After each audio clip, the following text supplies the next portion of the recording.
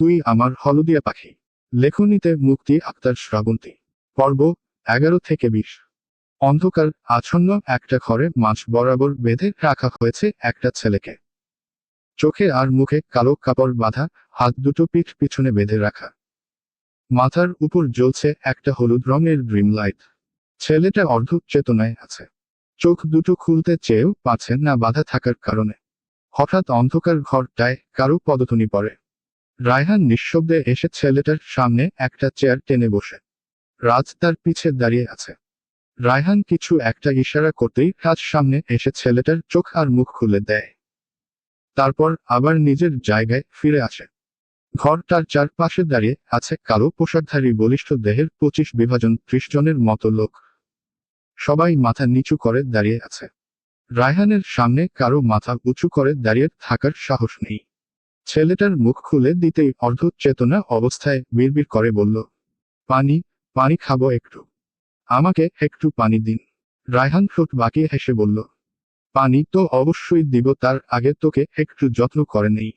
কথাগুলো বলেই রায়হান পাশের রাখা টেবিল থেকে একটা ধারালো ছুরি হাতে নেয়। তারপর ছেলেটার দিকে তাকিয়ে দেখে সে রুলছে। রায়হান বিরক্তিতে কপাল কুঁচকে রাজকে বলল, এটাকে আগে ঠিক কর। বালেরা নাকি আবার নিজেদের বীরপুরুষ ভাবে, একটুতেই নেতিয়ে পড়ে শালারা। রাজ রায়হানের কথা মতো এক বালতি পানি এনে ছেলেটার মাথায় ঢেলে দেয়। এতে ছেলেটা ধরফরিয়ে উঠে সামনে তাকিয়ে নিজের অবস্থান বুঝে শুকনো ঢোক গিলে রায়হানকে জিজ্ঞাসা করে, কে আপনি? আমাকে কেন আটকে রেখেছেন? আমি আপনার কি ক্ষতি করেছি? এভাবে রাস্তা থেকে তুলে আনার মানে কি? রায়হান ছেলেটার দিকে তাকিয়ে বলল, মিস্টার নিহাল, দা বিয়ের গেটে ওই মেয়েটার হাত ধরে কি যেন বলেছিলেন? আর বিয়ে শেষে ওই মেয়েটা কি বলেছিলেন যেন? ঠিক মনে পড়ছে না, আপনি আরেকবার বলুন তো, আমি একটু শুনবো। কোন মেয়ে, কার কথা বলছেন আপনি? ছি, ছেলে মানুষের ব্রেন এত খারাপ হয় কিভাবে? ঘন্টা খানেক আগের কথাই ভুলে গেলেন? তাহলে আমি মনে করিয়ে দেই। আপনি ওই মেয়েটার হাত ধরে কি বলেছিলেন? কোমল হাত দিয়ে 50,000 টাকা নিয়ে নিল, তারপর আপনি সিঙ্গেল চাইলে প্রেম করতে পারে, আবার বিয়েও করতে পারে। কথাগুলো বলেই রায়হান নিহালের দিকে ক্ষুব্ধ দৃষ্টিতে তাকায়।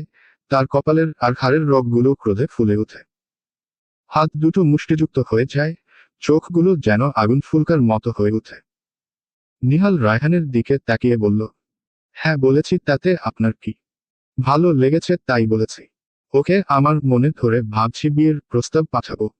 কিন্তু আমি এটাই বুঝতে পারলাম, এতে আপনার সমস্যাটা কোথায়? আর আমাকে এভাবে বেঁধে রেখেছেন কেন? রায়হান নিহালের কথা শুনে নিজেকে আর নিয়ন্ত্রণ করতে পারল না। চেয়ারে বসে থেকেই নিহালের ঠিক বুক বরাবর লাথি দেয়। এতে নিহাল চেয়ার সহ উঠলে পরে দুইজন গার্ড এসে আবার চেয়ার ধরে নিহালকে সোজা করে রায়হানের সামনে বসায়। রায়হান তার হাতের ধারালো ছুরিটা দিয়ে নিহালের কবজি বরাবর কোপ বসায়। এতে নিহাল চিৎকার করে ওঠে। রায়হান দাঁতে দাঁত পিষে নিহালকে বলল, কুত্তার বাচ্চা, ওই মেয়েটা শুধুমাত্র আমার। ওর দিকে কেউ চোখ তুলে তাকালে আমি তার চোখ উপরে ফেলি, আর তুই কিনা ওর হাত ধরার সাহস দেখিয়েছিস, তোকে আমি কিভাবে ছাড় দেই বল? তোর কলিজা কতটুকু আমার জানে হাত দেস, আজ আমি তোর কলিজা বের করে দেখব তোর কলিজা কতটুকু। ওই মেয়েটা শুধুই আমার, আর আমার মানে আমার, আর কেউ তাকে চাওয়ার সাহসও করতে পারবে না।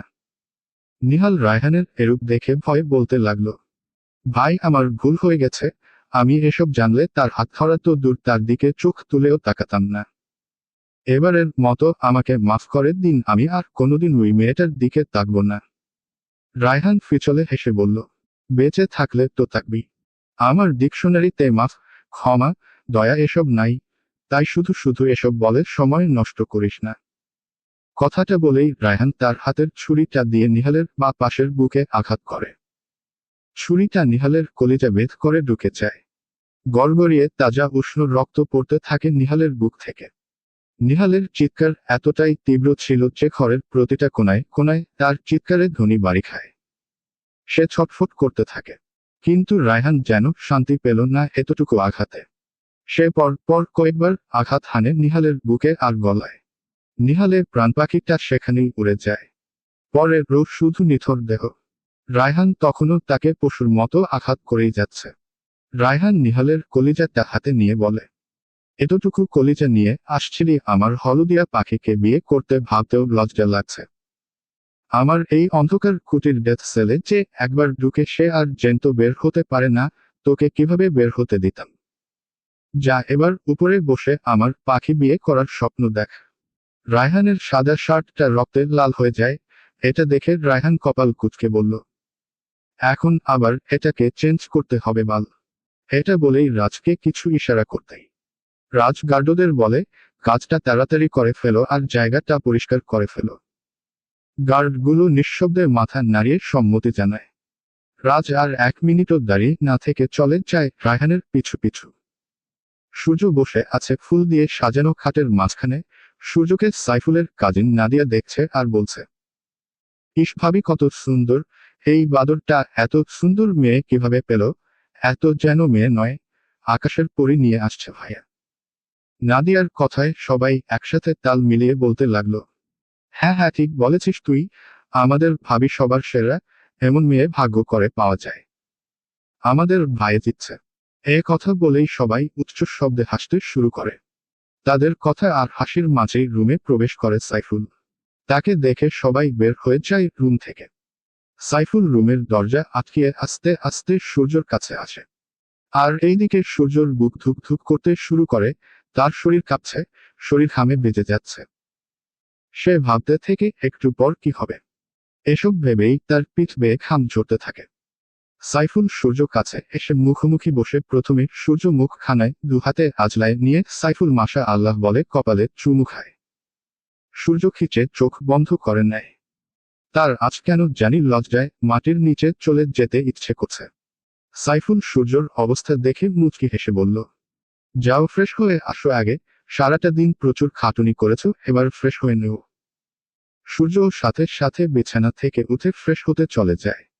সূর্যর এমন কাণ্ড দেখে সাইফুল মুচকি হেসে বলে, পাগলি একটা। সূর্য কিছু সময়ের ভিতরেই ওয়াশরুম থেকে বের হয়। তারপর সাইফুলের কাছে এসে বলে, আমি ফ্রেশ হয়েছি, আপনিও ফ্রেশ হয়ে নিন। সাইফুল ও কিছু সময়ের মধ্যে ফ্রেশ হয়ে ফিরে আসে। এসে সূর্য কাছে গিয়ে বলে, চলো নামাজ পড়ে নতুন জীবন শুরু করি। দুজনের নামাজ পড়া শেষ হলে সাইফুল সূর্যর কপালে চুমু এঁকে দেয়। তারপর জায়নামাজ থেকে উঠে জায়নাম ভাঁজ করে রেখে খাটে এসে বসে। দুজনের মাঝে কিছুক্ষণ নীরবতা চলে। নীরবতা কাটিয়ে সাইফুল বলতে শুরু করল, মেঘতি তুমি আমার জীবনের পাওয়া শ্রেষ্ঠ উপহার, তোমাকে আমি অনেক ভাগ্য করে পেয়েছি, ভালোবাসি তোমাকে অনেক বেশি ভালোবাসি। এই যে হাত ধরলে সারা জীবন এভাবেই ধরে রেখো, কখনো ছেড়ে যেও না, তাহলে আমি মরে যাব। এসব আপনি কি বলছেন? আমি কখনোই আপনাকে ছেড়ে যাব না। আপনার মতো জীবন সঙ্গী তো মেয়েরা ভাগ্যবতী হলেই পায়। মেঘতি এবার এই আপনিটা বাদ দিয়ে তুমি বলো, আজকের রাতে আমার চাওয়াটা তুমি পূরণ করো। আচ্ছা ঠিক আছে, তুমি তুমি তুমি এবার হয়েছে, শান্তি পেয়েছ? হ্যাঁ অনেক শান্তি পেলাম, এখন থেকে এভাবেই ডাকবে। সূর্য সাইফুলের কথায় হেসে উঠে আর বলে, তুমি সত্যি পাক। তার পুরো কথা শেষ করার আগেই সাইফুল নিজের অধরে চেপে ধরে সূর্যর অধর। সূর্য যেন শোকত হয়ে রইল, সে আর কিছুই বলতে পারল না, তার শরীর কাঁপছে, সে সাইফুলের শার্টের কলার খামছে ধরে। এভাবেই মিলেই যায় দুটো সত্তা, দুটো হৃদয়, দুটো মানুষের নতুন পথ চলার শুরু। শুরু হয় নতুন জীবন, তাদের ভালোবাসার সাক্ষী রইল অন্ধকার ঘর। তারা মিশে গেল একজন আরেকজনের আত্মায়, রইল না আর কোন দূরত্ব, আজ তারা পরিপূর্ণ। রাতের আধারে এক হয়ে গেল দুটো মানুষ, মাঝে রইল না এক সুতো দূরত্ব। ভালোবাসার সাগরে ডুবে গেল তারা। রাত 1টায় বাড়ি ফিরে রায়হান, তার জন্য খাবার নিয়ে অপেক্ষা করছিল তার মা রেহেনা বেগম। পাপিয়া বিয়ে শেষ হওয়ার পর পরই চলে যায়। অবশ্য তাকে থাকতে বলা হলেও সে থাকেনি, ছেলে মেয়েদের স্কুল খোলা থাকার জন্য। রেহেনা বেগম ছেলেকে দেখে উঠে এসে ছেলেকে বলল, ফ্রেশ হয়ে এসো, খাবার দিচ্ছি। আমার খিদে নেই আম্মু, তুমি রুমে চলে যাও, আমি খাবো না। শুধু 1 কাপ কফি বানিয়ে দেও। সে না হয় দিব, কিছু তো খেয়ে যাও। বললাম তো আম্মু খিদে নেই। এটা বলে রায়হান চলে যেতে নিলেই রেহেনা বেগম পিছন থেকে বলে ওঠে, তুমি তাহলে সত্যি শ্রাবুকে ভুলে গেছো? মিতু নামের মেয়েটাকে বিয়ে করছো।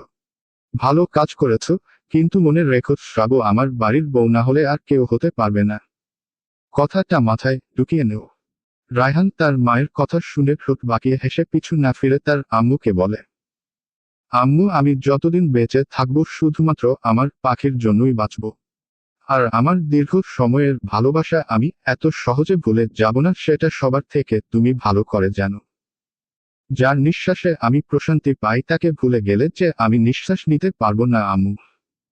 এই কথাগুলো বলেই রায়হান চলে যায় তার রুমে, তার আম্মুকে আর কিছু বলার সুযোগ দেয় না।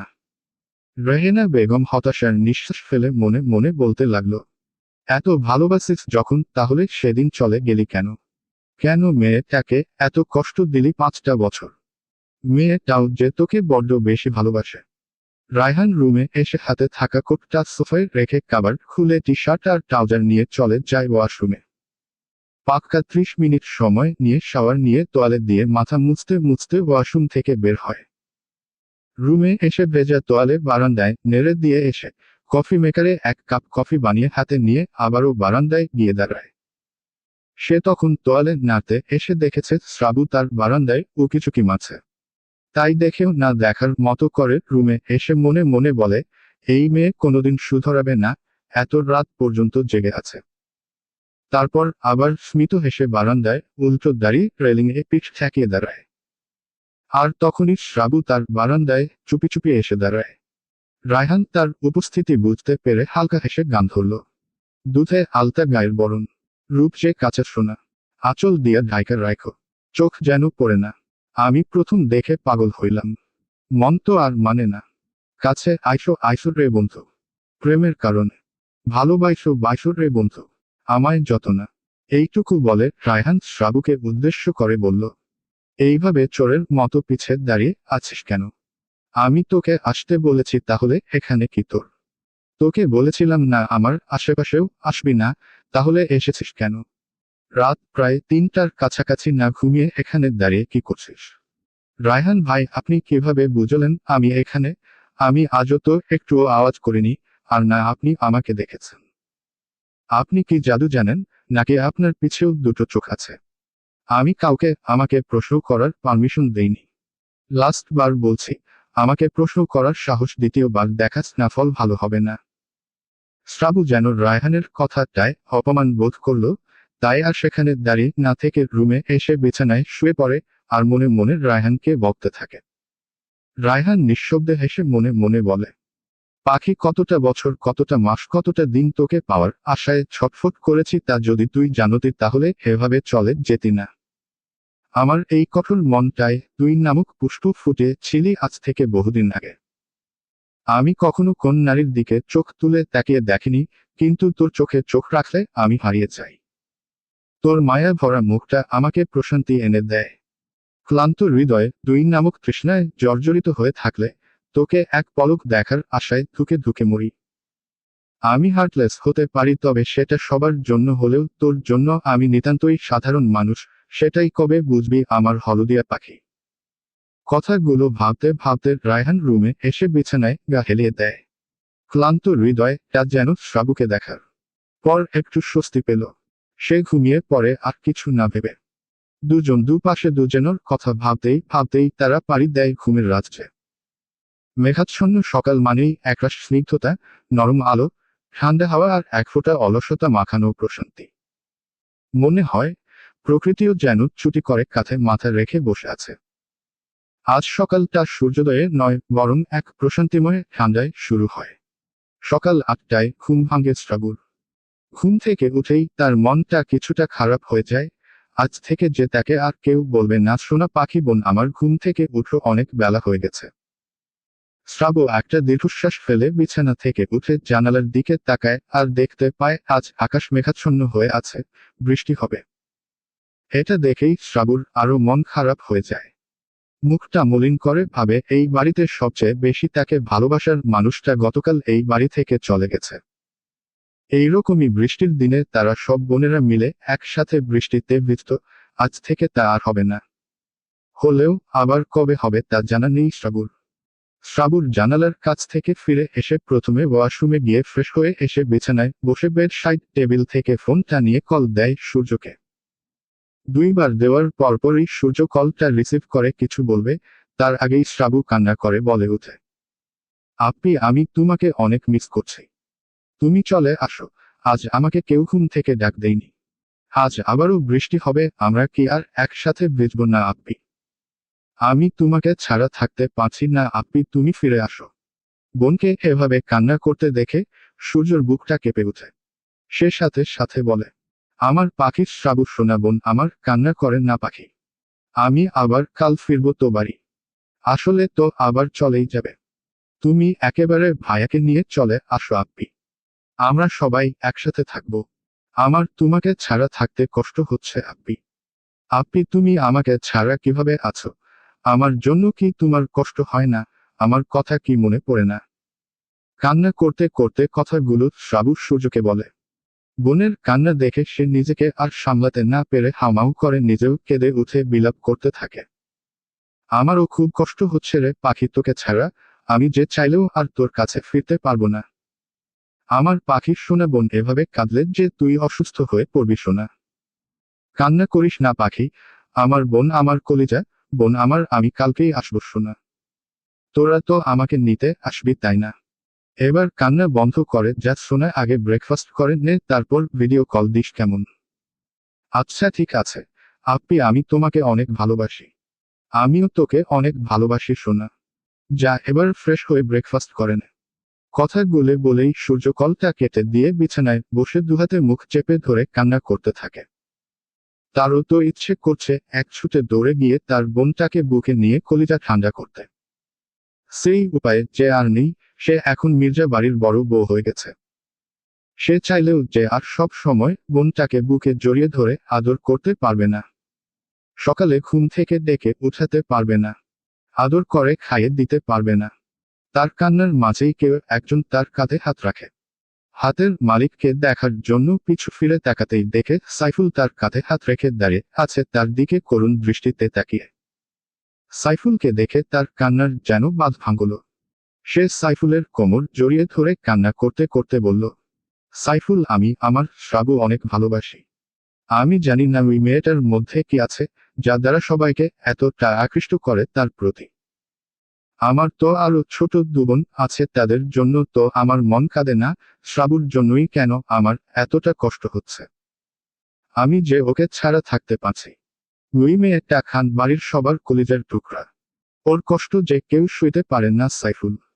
কান্নারত অবস্থায় কথাগুলো বলে ডুকরে কেঁদে উঠে সূর্য। শ্রাবুকে এত ভালোবাসো কেন তুমি? ও তো তোমার মামাতো বোন।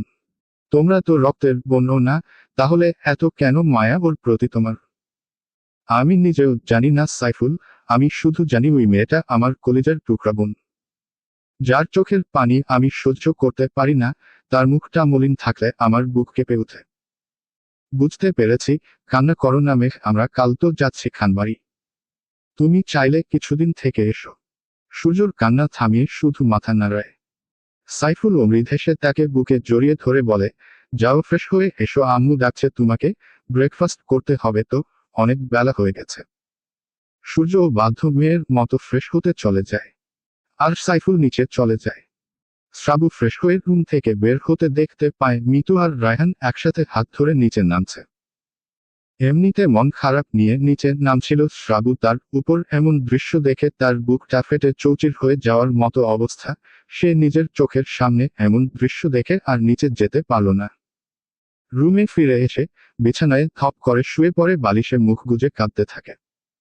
এমন সময় পিছন থেকে এক মেয়েরি কণ্ঠে কেউ বলে উঠল, কাঁদলেই কি সবকিছু পাওয়া যায়? কাঁদছিস কেন? শ্রাবু কথাটা শুনেই পিছু ফিরে তাকায়। আর দেখতে পায় বিথি দাঁড়িয়ে আছে। বিথিকে দেখে হাতের উল্টো পিঠ দিয়ে চোখ মুছে মুখে হাসি ঝুলিয়ে বিথিকে বলে, আপু ভেতরে আসো, বাহিরে দাঁড়িয়ে আছো কেন? আর তুমি কখন আসলে আমাকে ডাক দিলে না কেন? এখন তো আর আপু নেই যে তোকে আদর করে ঘুম থেকে ডেকে উঠিয়ে খাওয়াবে। সেই দায়িত্ব তো আপু আমাকে দিয়ে গেছে, সেটাই পালন করতে এসে দেখলাম তুই দৌড়ে রুমে এসে বিছানায় শুয়ে কান্না করছিস। কেন কান্না করছিলি? কি হয়েছে? না আপু তেমন কিছু না, আসলে আপ্পির কথা খুব মনে পড়ছে তাই আকি। শ্রাবু তুই কি মিথ্যে বলাও শিখে গেলি? না আপু সত্যি বলছি, মিথ্যে বলবো কেন? শ্রাবু আমি অন্ধ বা ছোট নই যে কিছুই বুঝবো না। আমি তোর থেকে বড় এটা তো জানিস, তোর কিছু হলে আপু আর হৃদয় যেমন আগেই বুঝে যায় ঠিক তেমনি আমিও বুঝতে পারি। আমিও তোকে অনেক ভালোবাসি বোন, শুধু আমি প্রকাশ করতে পারি না। বিথির কথাগুলো শুনে শ্রাবু হা করে তাকিয়ে থাকে বিথির মুখের দিকে। এই মানুষটা মিশুক কিন্তু কখনো দুটো কথা বেশি বলে না, কাউকে সহজে মনের কথা বলে না। তাহলে আজ কি হলো যে সে নিজ থেকে এসব বলছে? শ্রাবু তার দিকে তাকিয়ে আছে দেখে মুচকি হেসে শ্রাবুর চোখে পানি মুছে দিয়ে শ্রাবুর মুখটা দুহাতের আঁচলায় নিয়ে বলে, কি ভাবছিস যে হঠাৎ করে এসব কেন বলছি? এই বাড়ির প্রত্যেকটা মানুষের চোখের মনি তুই, তোকে কেউ ভালো না বেসে থাকতে পারে বল? রায়হানকে এখনো ভালোবাসি, কিন্তু কেন শ্রাবু? তুই তো কাল শুনলি ওর এঙ্গেজমেন্ট হয়ে গেছে, আর কিছুদিন পর বিয়ে, তাহলে কেন এখনো ওকে নিয়ে পড়ে আছিস? নিজের জীবনটাকে সাজিয়ে নে। জায়ান তোকে বড্ড বেশি ভালোবাসে, তাকে মেনে নে, মেনে নিয়ে জীবন শুরু কর। আর জায়ান তো অনেক ভালো ছেলে, তাকে নিয়ে জীবন শুরু করলে তুই খুব সুখী হবি। আর আমাদের ফ্যামিলির সবাই জায়ানকে অনেক পছন্দ করে। আপু আমার এখন এসব শুনতে ভালো লাগছে না, তুমি যাও, আমি ঘুমাবো। বিথি আর কোন কথা না বলে চলে যেতে নিয়েও পিছু ফিরে আবার বলে, কথাটা ভেবে দেখিস সোনা, রায়হান এখন অন্য কারো। তার জীবনে তোর সমস্ত অস্তিত্ব মুছে গেছে। আপু আমি ভেবে দেখব, তুমি এখন যাও। বিথিও চলে যেতে রুমের দরজায় এসে দাঁড়ায় রায়হান। জায়ান, ছেলেটা খুব ভালো, তোর সাথে মানবে বিয়ে করতে পারিস, সুখী হবি। যা, তোর বিয়ের সব খরচ আমার। তা কবে বিয়ে করবি জানিয়ে দিস। সব কিছুর অ্যারেঞ্জমেন্ট করতে হবে তো। শ্রাবু রায়হান কথাগুলো শুনে কিন্তু পিছু ফিরে তাকায় না, কারণ সে বিথির সাথে কথা বলার সময়ই দেখেছে তার দরজার সামনে কেউ একজন দাঁড়িয়ে আছে। তাই তার বুঝতে সময় লাগে না এটাকে। রায়হানের বলা কথাগুলো তার বুকে তীরের মতো এসে আঘাত করে। তবুও সে তাচ্ছিল্যর সাথে হেসে রায়হান দিকে ফিরে জবাব দেয়, হ্যাঁ খুব সুন্দর ছেলেটা, একথায় সুদর্শন পুরুষ। প্রতিটা মেয়েই চায় এমন ছেলে তার জীবন সঙ্গী হোক, আমিও চাই। তাই ভাবছি আব্বুকে বলবো যত তাড়াতাড়ি সম্ভব জায়ানের সাথে আমার বিয়ের দিনটা ঠিক করতে। জানেন ছেলেটা আমাকে ভীষণ ভালোবাসে। আর আপনার টাকা আপনার কাছেই রাখুন, আমার আব্বু আর ভাইয়া অনেক টাকা আছে। আপনার ওই 2 পয়সার জন্য অন্ততপক্ষে আমার বিয়ে আটকাবে না। আপনি বরং আপনার হবু বউকে ওই টাকাটা দিয়ে কিছু ভালো ড্রেস কিনে দিবেন কেমন? আর বলবেন এসব অশালীন ড্রেস আমাদের বাড়ির কোন মেয়েই পরে না। এই বাড়ির ছেলের বউ হবে পোশাক যেন ঠিক রাখে। রায়হানের হাত মুষ্টিবদ্ধ করে সবটা চুপ করে দাঁড়িয়ে শুনছিল। তার চোখ রক্তিম হয়ে ওঠে, কপালের রগগুলো ফুলে ওঠে। তার রাগে শরীর রিরি করে, তবুও সে একটা কোথাও বলে না, শুধু পলকহীন তাকিয়ে থাকে শ্রাবুর দিকে।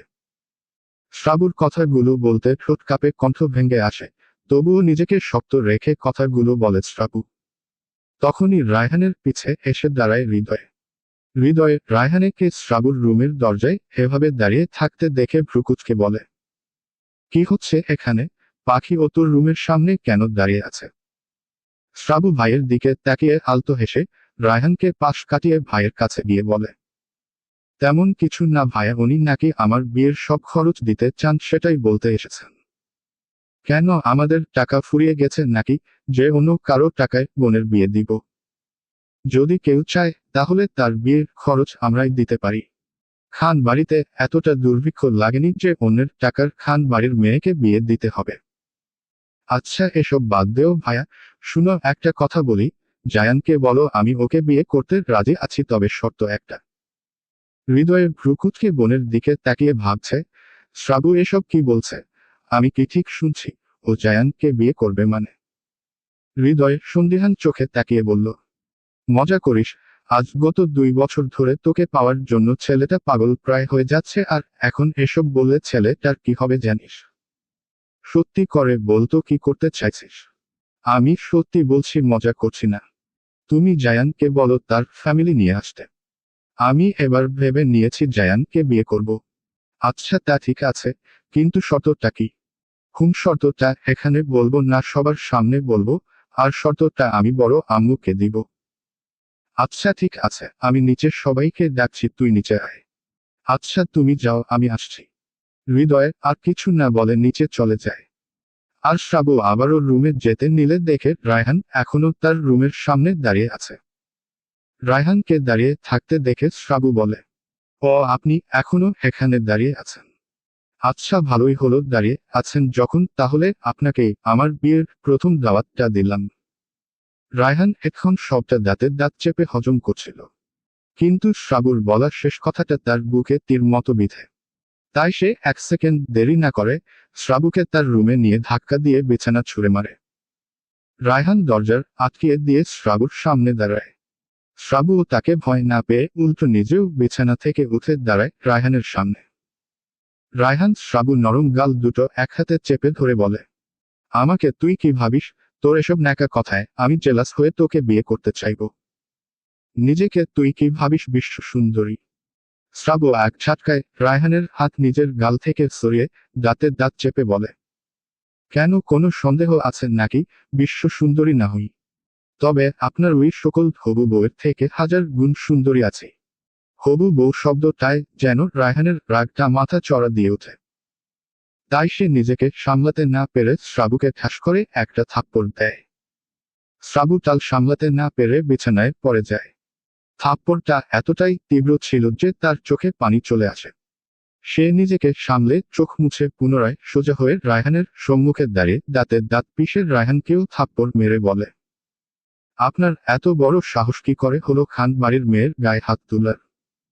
একবার থাপ্পড় দিয়েছিলেন সেটা ভুলে গেছিলাম, তবে আজ যেটা করলেন তার ফল ভালো হবে না, বলে রায়হানকে ধাক্কা মেরে তার সামনে থেকে সরিয়ে রুম থেকে বের হয়ে যায়। রায়হান যেন কোন ঘোরের মধ্যে আছে। সে উপলব্ধি করতে পারছে না শ্রাবুর এতটা সাহস কি করে হলো। তাহলে কি সত্যি তার হলদিয়া পাখি আর তাকে চায় না, আর তাকে ভালোবাসে না? তার হলদিয়া পাখি কি সত্যি তাহলে তাকে ভুলে গেছে? এটা ভাবতে ভাবতে রায়হানের হাত মুষ্টিবদ্ধ হয়ে যায়। সে দুহাতে মাথা চেপে ধরে জোরে চিৎকার করে ওঠে আর ঘরের সবকিছু ভাঙতে শুরু করে। সে জোরে ড্রেসিং টেবিলের আয়নায় মুষ্টিবদ্ধ ডান হাত দিয়ে আঘাত করে। এতে ড্রেসিং টেবিলের আয়না ভেঙে চড়ো করে পড়তে থাকে। কিছু কাঁচ ভেঙে রায়হানের হাতে ঢুকে যায়। তার হাত দিয়ে টপ টপ করে রক্ত পড়তে থাকে ফ্লোরে। সে আবারও বিছানায় বসে ঠোঁট বাঁকিয়ে রহস্যময় ভাবে হেসে বলতে লাগলো, তুই আমার, মানে শুধুই আমার। হিরো হয়ে তোকে পাওয়ার বিন্দু মায় ইচ্ছে আমার নেই, আমি ভিলেন হয়েই তোকে আমার করে নিব। এতে তুই রাজি থাকিস বা না থাকিস এতে আমার কিছুই যায় আসে না। তুই নিজেই এখন বুঝবি আমি কি জিনিস। রায়হান নায়ক হতে জানে না, সে ভিলেন হতে জানে। আর আমাকে ভিলেন হতে তুই বাধ্য করেছিস। আমিও দেখি তুই বিয়ে কিভাবে করিস। বিয়ের আসর পর্যন্তই যেতে পারবি, কিন্তু তোর কণ্ঠনালী থেকে কবুল অন্য কারোর জন্য না আমার জন্য বের হবে। শ্রাবুর গালে 4 আঙুলের চাপ বসে যায়, তাই সে আগে নিজের রুমে গিয়ে মেকআপ প্রোডাক্ট দিয়ে যতটা সম্ভব দাগটা ঢেকে দেয়। তারপর নিজেকে আয়নায় দেখে নিয়ে নিচে চলে যায়। নিচে গিয়ে দেখতে পায় বাড়ির সবাই একসাথেই আছে। হৃদয়ে সবাইকে বলেছে শ্রাবু জায়ানকে বিয়ে করতে রাজি আছে, কিন্তু একটা শর্তে, তবে শর্তটা নাকি বরাম্মুকে দিবে। তাই বাড়ির সকলে এক হয়ে শ্রাবুর অপেক্ষা করছিল। সেখানে রায়হান আর মিতু আছে। শ্রাবু নিচে নামতে নামতে সবাইকে এক পলক দেখে নেয়। হৃদয়ে শ্রাবুকে সিঁড়ি বেয়ে নামতে দেখে বলে, ওই তো পাখি এসে পড়েছে। হৃদয়ের কথায় সবাই সিঁড়ির দিকে তাকায়। মুক্তার খান সোফা থেকে উঠে মেয়ের কাছে গিয়ে মেয়েকে এক হাতে জড়িয়ে ধরে বলে, আম্মু, আমি তোমার কথা শুনে খুব খুশি হয়েছি। আমি জানতাম আমার মেয়ে তার আব্বুর কথা ফেলতে পারবে না। আব্বু, তোমরা যদি আমার শর্ত মানো তাহলে আমি বিয়ে করতে দ্বিমত করব না। আচ্ছা বেশ, বলো তোমার শর্ত কি? শর্তটা আমি বরাম্মুকে দিব, কারণ বরাম্মু তুমি তো খুব করে চাও আমি জায়ানকে বিয়ে করে ভালো থাকি, সুখে থাকি। হ্যাঁ চাই, চাইবো না কেন? তুই যে আমার লক্ষ্মী মেয়ে, আমাদের আদরের সোনা মেয়ে। আচ্ছা বল কি শর্ত, আমি সব মানব। সত্যি মানবে তো? আবার কথা ঘুরাবে না তো? না মা, বল কি তোর শর্ত, আমি মানব। আমি চাই আমার বিয়ের আগে বিথি আপু আর রাফিতো ভাইয়ের বিয়েটা হোক, আর এটাই আমার শর্ত। যদি তুমি এটা মানো তাহলে আমি জায়ানকে বিয়ে করব। না, এটা হতে পারে না, ওই ছেলেকে আমার সহ্য হয় না, আমি ওই ছেলের সাথে বিথিকে বিয়ে দিব না। বড় আম্মু, তুমি কিন্তু বলেছ আমার শর্ত মানবে। এই শর্ত আমি মানতে পারবো না। তুই অন্য কিছু বল, আমি সেই শর্ত মানব। অন্য কিছু বলার হলে নিশ্চয় এটা বলতাম না বড় আম্মু। আচ্ছা, তুমি যদি না মানতে পারো তাহলে আমার বিয়ের কোথাও ভুলে যাও। আর খবরদার আমাকে কেউ ডাকবে না, আমি খাবো না যতদিন বড়াম্মু আমার শর্ত না মানবে। শ্রাবু এটা বলেই সিঁড়ি দিয়ে উপরে উঠতে উঠতে মুচকি হাসে। কারণ সে জানে তার বড়াম্মু তার কথা ফেলবে না, সে মানবেই। তার ভাবার মাঝে ফাতেমা বেগম বললেন, শ্রাবু আমি তোর শর্তের রাজি আছি। বিথিকে বল রাফিদের বাবা মাকে নিয়ে বাড়িতে আসতে বিয়ের কথা বলতে। বড়াম্মু বিথি আপু কিভাবে বলবে, তুমি রাফিদ ভাইয়াকে ফোন দিয়ে বলো তার বাবা মাকে নিয়ে আসতে। কিন্তু আমি কে? বড়াম্মু কোন কিন্তু না, শর্ত মেনেছ যখন তাহলে সবটা করো। ঠিক আছে। এটা বলতেই শ্রাবু দৌড়ে গিয়ে বিথিকে জড়িয়ে ধরে। বিথি যেন শোকের মধ্যে আছে। শ্রাবু তার জন্য শর্ত রেখে বিয়ে করছে। তাহলে রায়হান সে কি কিছু বলবে না? একথা বলেই বিথি রায়হানের দিকে তাকায়, কিন্তু রায়হানের ভাবলেশহীন ভঙ্গিমা দেখে বিথি হতাশ নিঃশ্বাস ফেলে মনে মনে বলে, সে আর কি বলবে, সে নিজেই তো এঙ্গেজমেন্ট করে বসে আছে। তার থেকে আর কি আশা করা যায়? কিন্তু শ্রাবুও কি সত্যি জায়ানকে বিয়ে করতে চায়? কই কিছুক্ষণ আগে যখন আমি জায়ানের কথা বললাম তখন তো বলল ওর এসব ভালো লাগছে না, তাহলে হঠাৎ কি হলো ওর? এসব কিছু ভাবতে ভাবতে বিথি শ্রাবুকে নিজের থেকে ছাড়িয়ে শ্রাবুর মুখটা দুহাতের আজলায় নিয়ে বলে, এই শোনা কি হয়েছে তোর? তুই ঠিক আছিস তো? তুই কি সত্যি জায়ানকে বিয়ে করতে চাস? হ্যাঁ আপু, অনেক ভেবে দেখলাম ছেলেটা আমার জন্য পারফেক্ট। তাকে জীবন সঙ্গী করলে আমাকে আর ভালোবাসার কাঙ্গাল হতে হবে না। জায়ান আমাকে ভালোবাসে, আগলে রাখবে।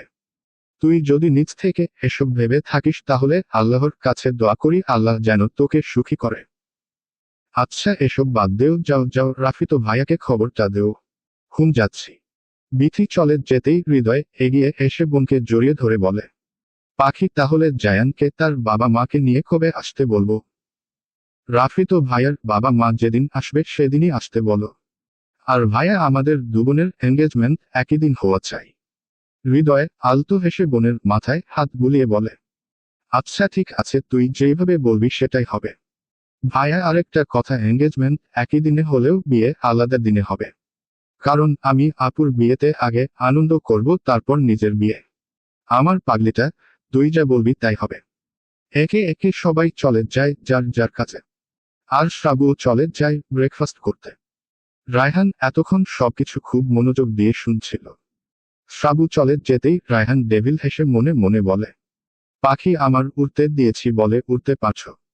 তোমার পাখা আমি নিজ হাতে কাটবো, শুধু একটু অপেক্ষা করো। তুমি আমার থেকে পালাবে ভেবে বিয়ের কথা বললে, কিন্তু আফসোস তুমি এটা ভেবে নিজের জন্য বিপদ ডেকে আনলে। রায়হানের দৃষ্টি অনুসরণ করে মিতু সেদিকে তাকায়, দেখতে পায় শ্রাবু তার ছোট বোনদের সাথে দুষ্টুমি করছে। তবে এতে মিতুর রাগ হলো না, বরং সে খুশি হয়ে মনে মনে বলল, যাক এবার আপদটা বিদায় হবে আর আমি আমার বেইবকে পেয়ে যাব। রায়হান বেইব চলো আমাদের সময় হয়ে গেছে। রায়হান মিতুর দিকে এক পলক তাকিয়ে আবারও শ্রাবুর দিকে দৃষ্টি নিক্ষেপ করে বলে, চলো যাওয়া যাক।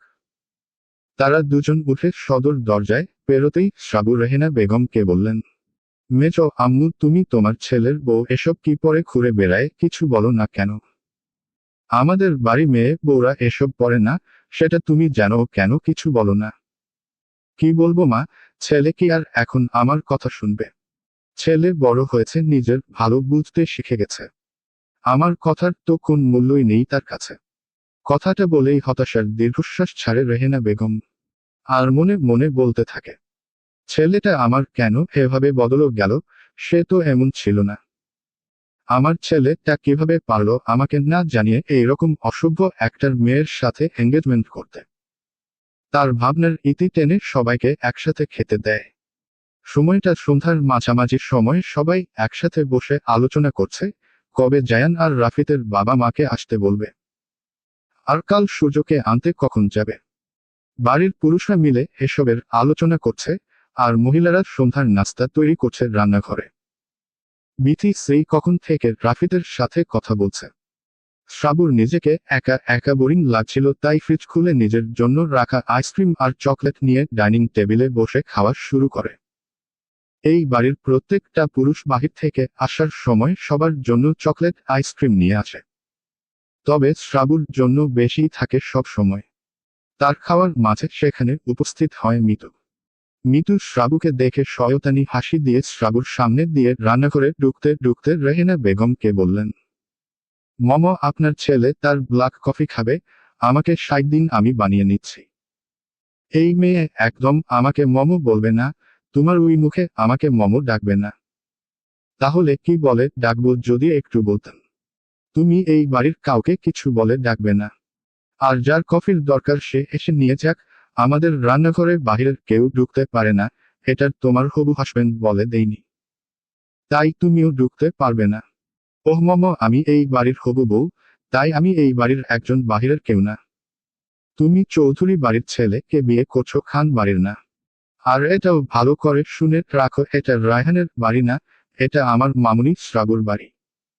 তাই অযথা কথা না বাড়িয়ে এখন থেকে যাও। মিতু আর একটাও কথা না বলে সেখানে থেকে চলে যায়। এর কিছু সময় পর রায়হান নিজে এসে তার মাকে বলে, আমি মিতুকে পাঠিয়েছিলাম এক কাপ কফি করে নেওয়ার জন্য, ওকে কেন কফি বানাতে দেওয়া হলো না? রায়হান, এই খান বাড়ির নিয়ম কি তুমি ভুলে গেছে? এটা তোমার বাড়ি না, এটা খান বাড়ি। নিজের বাড়ি গিয়ে যা মন চায় করো, অন্যের বাড়ির এসব রং তামাশা করে অন্তত মামাদের মান সম্মানটা নষ্ট করো না। আহমেজাও আপা কি শুরু করলে বাদ দেও না, এক কাপ কফিও তো করতে দিতে। মরিয়ম, তুই ওর পক্ষে কেন কথা বলছিস? ভয়ে পাচ্ছিস রায়হান চলে না যায় সেজন্য? তাহলে শুনে রাখো, ও চলে গেল নাকি থেকে গেল সেটা ওর ব্যক্তিগত ব্যাপার, এই ব্যাপারে আমার আর কোনো মত নেই। আজ থেকে এই ছেলের সাথে আমার সব সম্পর্ক এখানেই শেষ। মেজাও আপা, এসব কি বলছো তুমি? পাগল হয়ে গেলে? এসব কেন বলছো? ও বড় আফা, দেখো না মেজো আপা এসব কি বলছে। আহমেজো, তুই কি শুরু করলি? সবাই ড্রয়িং রুম বসে আছে, এসব বলে কেন ঝামেলা বাড়াচ্ছিস? রায়হান মিতুকে ভালোবাসে বলেই তো এঙ্গেজমেন্ট করেছে, না হলে কি করত? থাক বড় খালাম্নি আর মামি, এসব বলে আর লাভ নেই। আম্মু যখন বলেছে আমার যা মন চায় তা করতে, তাহলে আম্মু শুনে রাখো, আমি মিতুকেই বিয়ে করব, এটা আমার সিদ্ধান্ত, কোনো মতামত জানতে চাইনি। আর আমি বাংলাদেশ এসেছি আমার খুব গুরুত্বপূর্ণ কাজে, ওই কাজ শেষ না করা পর্যন্ত আমি এখানে থাকব। তার মানে তুমি 1 সপ্তাহ পরে যাচ্ছ না? না, আমার কাজ সম্পূর্ণ হলেই লন্ডন ব্যাক করব। কেন? সেদিন তো খুব বড় গলায় বললে যে তোমাকে মিথ্যে বলে আনা হয়েছে, তুমি থাকতে চাও না, সেদিনই তো চলে যেতে চাইলে, তাহলে কি হলো?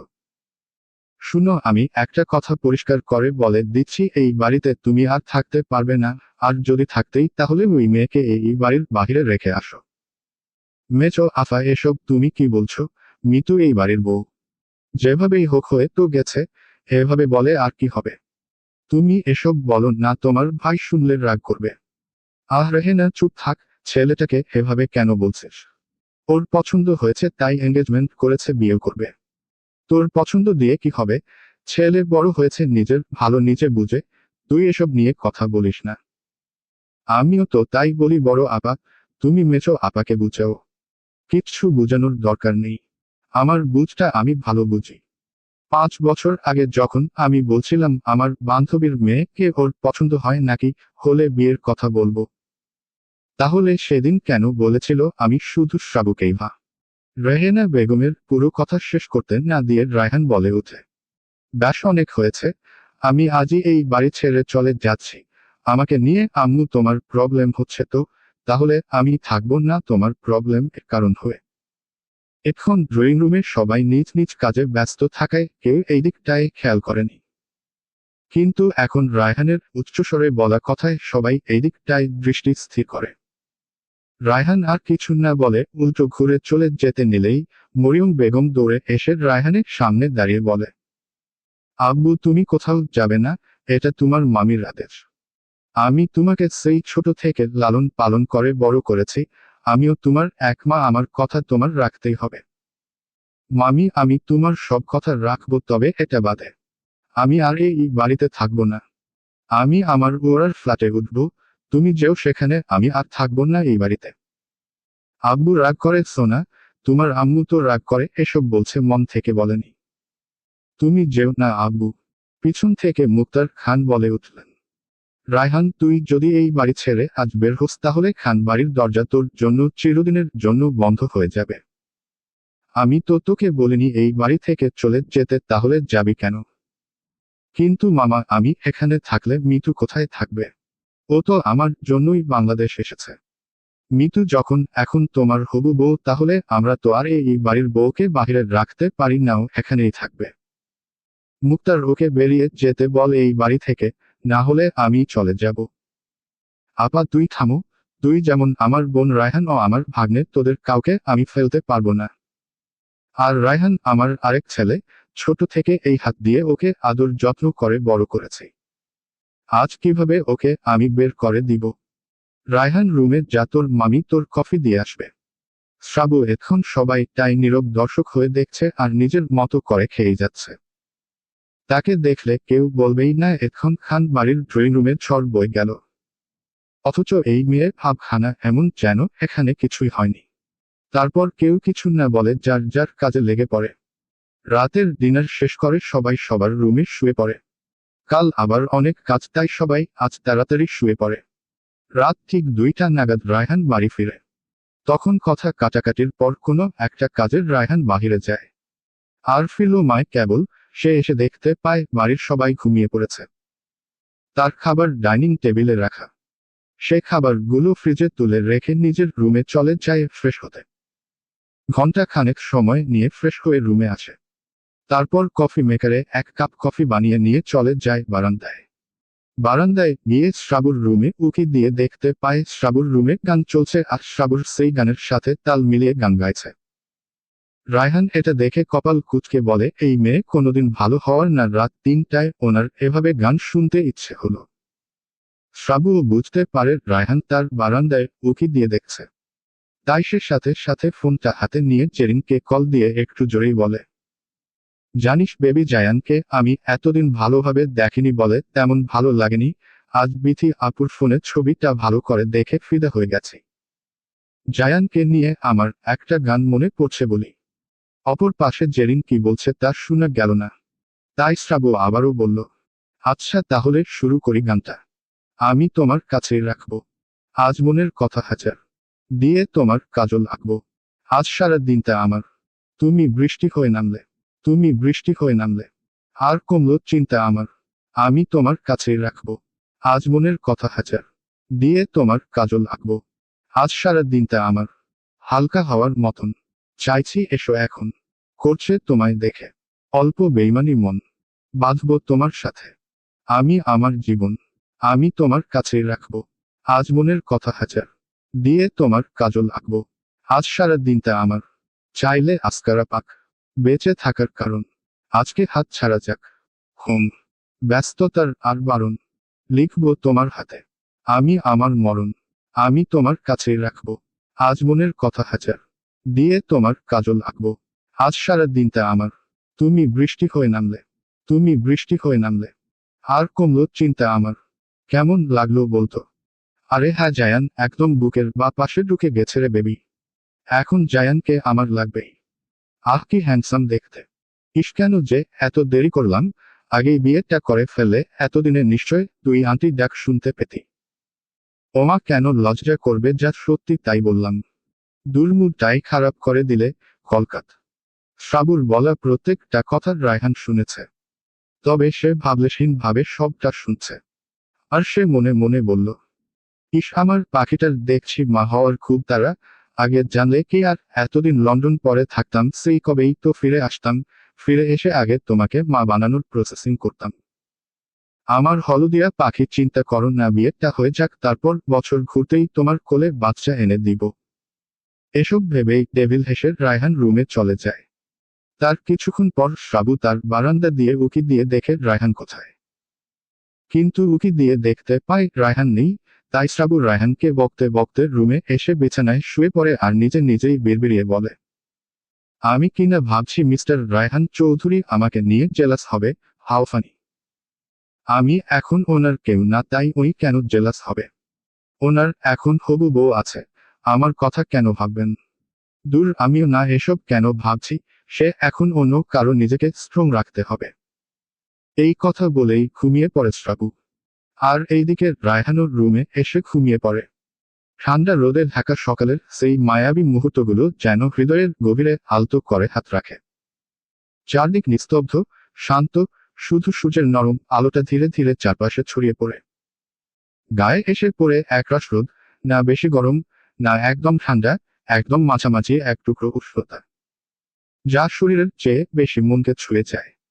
এমন সকালে মনে হয় সময় একটু ধীরে চলে। হাতের গরম চায়ের কাপটাও যেন কথা বলে। আর মনের ভেতরে জেগে ওঠে অনেক না বলা অনুভূতি, কারো কথা মনে পড়ে যায়, কারো ছোঁয়া মিস করতে ইচ্ছে করে। এই সকালটা যেন এক নীরব ভালোবাসা, যা মুখে বলা হয় না, শুধু অনুভব করা যায়। রোদের উষ্ণতা যেমন ঠিক গায়ের ওপর পড়ে, তেমনি একটা মায়াবী প্রশান্তি মন জুড়ে ছড়িয়ে পড়ে। প্রতিদিনের মতো জানালার পর্দা ভেদ করে সূর্যের আলো এসে পড়ে শ্রাবুর মুখে। কিন্তু তাতে আজ শ্রাবুর বিরক্ত লাগলো না, বরং আজ ভালো লাগলো। সে বিছানায় উঠে বসে হাত দুটো দুদিকে মেলে দিয়ে হামি তুলে নিজেকে স্বাভাবিক করে উঠে চলে যায় ওয়াশরুমে। আজ সে কোনো কিছুতেই দেরি করতে চায় না, কারণ আজ সূর্যকে আনতে যাবে, আজ সূর্য রিসেপশন। তাই শ্রাবু একেবারে শাওয়ার নিয়ে ওয়াশরুম থেকে বের হয়। সে আজ পরেছে অফ হোয়াইট কালারের গাউন, যেটাতে গোল্ডেন স্টোনের কাজ করা। গলায় আর কানে সিম্পল ডায়মন্ডের সেট, হাতে ডায়মন্ডের ব্রেসলেট, কপালে সাদা স্টোনের টিপ।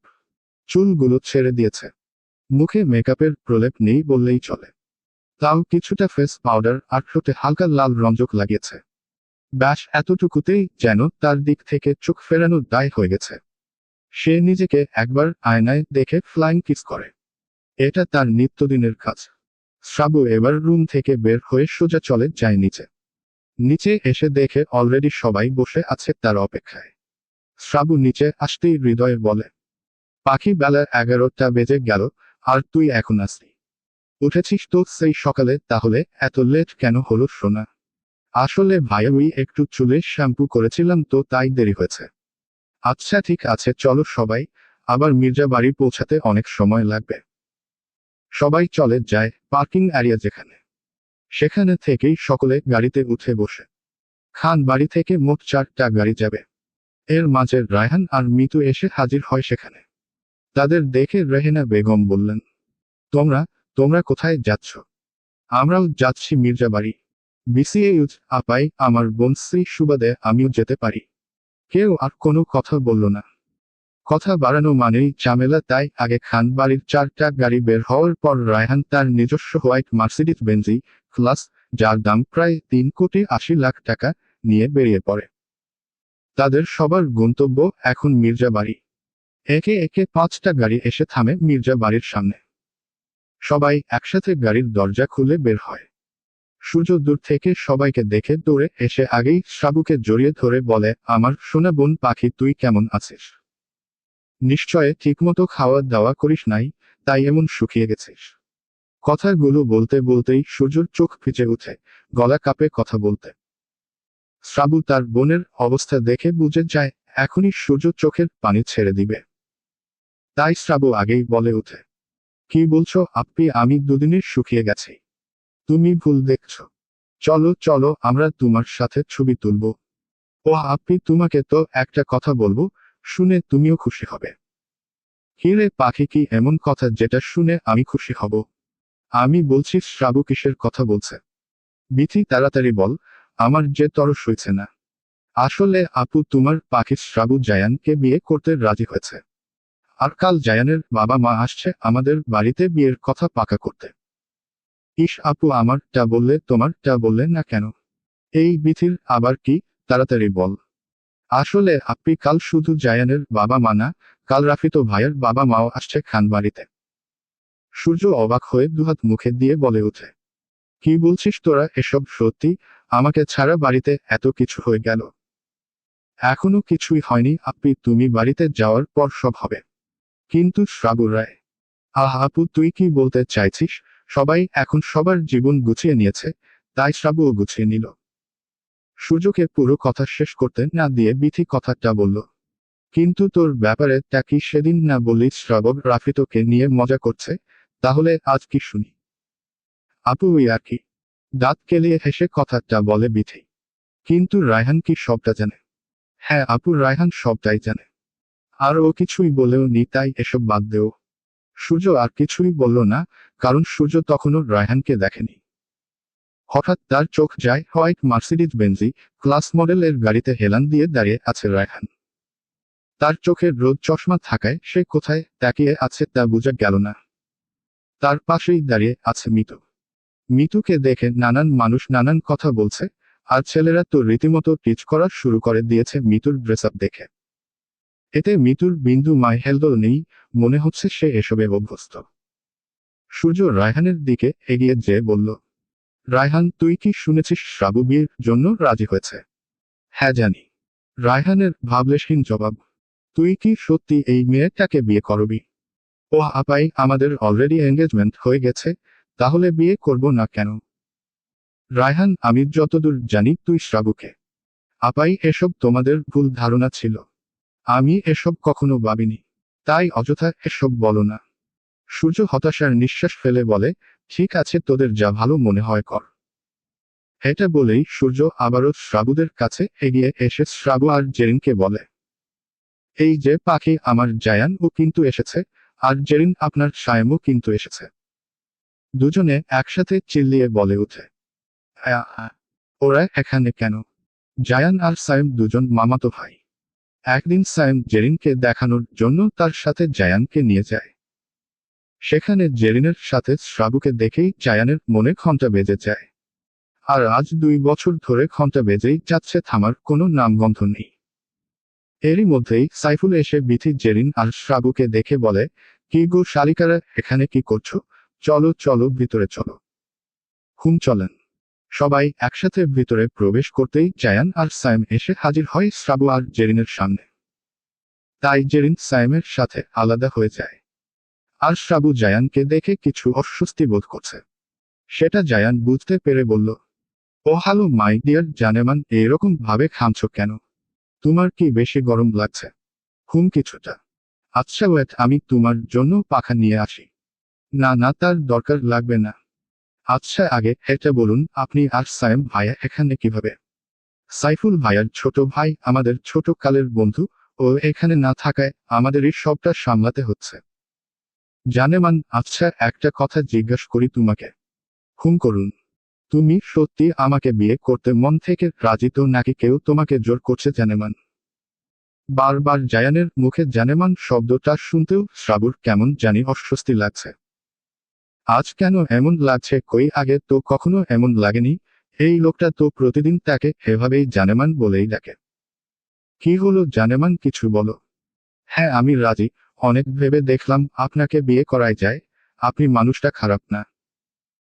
এই 2 বছর পর এটা মনে হলো। আগে কেন মনে হলো না? এতটা দিন অপেক্ষা না করালেও পারতে। তুমি জানো কতটা রাত তোমাকে পাওয়ার আশা নির্ঘুম কাটিয়েছি। তুমি আমার হৃদয়ের আঙ্গিনায় ঝড় তুলে যাওয়া এক নিঃশব্দ অনুভূতি। আমি তোমাকে দেখলে, তোমার ওই চোখে তাকালে নিজেকে হারাই বারবার। অনেক বেশি ভালোবাসি তোমাকে। জায়ানের কথাগুলোতে শ্রাবুর কেমন জানি অস্বস্তি বেশি লাগছে। তবুও সে নিজেকে স্বাভাবিক রাখার যথাসাধ্য চেষ্টা করছে। হাত দুটো হাতে সেই কখন থেকে কোচলাচ্ছে। এটা জায়ান দেখে নিঃশব্দে মুচকি হাসে। জানেমান, একটা কথা বলি। বলেন। তোমার সাথে 5 বছর আগে কি হয়েছিল আমি কি জানতে পারি? তুমি নাকি তোমার ফুফাতো ভাই রায়হানকে ভালোবাসতে। আর সে নাকি চলে গেছিল, আর এখন আবার ফিরে এসেছে। অবশ্য তুমি বলতে না চাইলে সমস্যা নেই। জায়ানের কথায় এবার শ্রাবুর চোখে পানি চলে আসে। ছলো ছলো নয়নে সে জায়ানের দিকে তাকায়। জায়ান তার অবস্থা বুঝতে পেরে বলে, এই জানেমান, কান্না করছো কেন? আমি তো শুধু জিজ্ঞাসা করলাম। কান্না করো না জানেমান, আমি যে তোমার চোখে পানি সইতে পারবো না। জানেমান, কান্না করো না।